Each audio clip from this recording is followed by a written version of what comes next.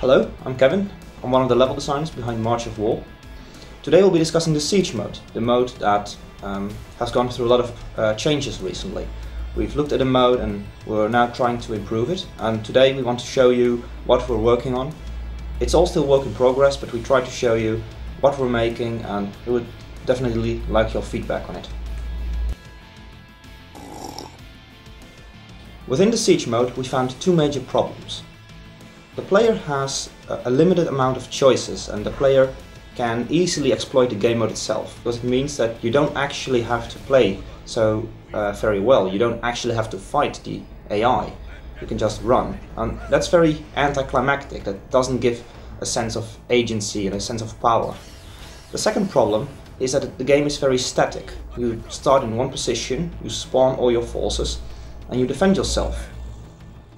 We looked at these problems and we thought that we have to improve on this. We have to come up with a new system that the player is actually defending something. He actually has a sense of agency and that he has to actually fight for his survival.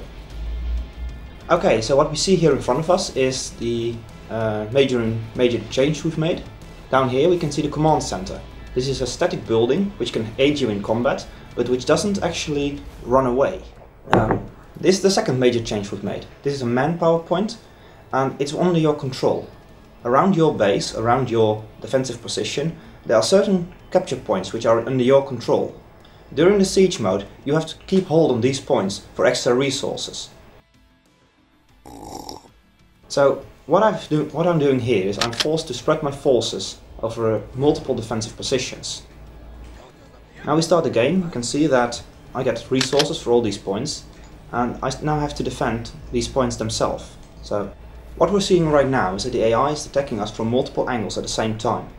The AI tries to capture these command points and these manpower points to gain more control over the battlefield.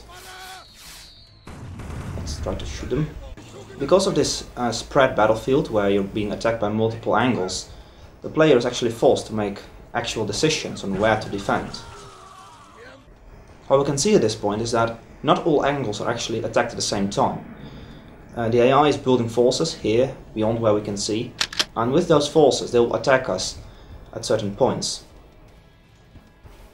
The problem here comes that I have to spread my forces. My flame tank, which I can only use here, cannot help me on the other side of the battlefield.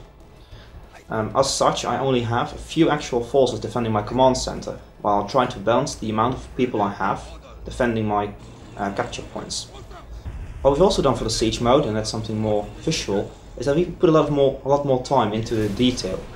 The siege mode will be one of the first new overhauled maps, which will provide 6 new quality maps with new graphics. You can actually zoom in, like the destructed buildings and the saddened faces of the soldiers fighting amongst them.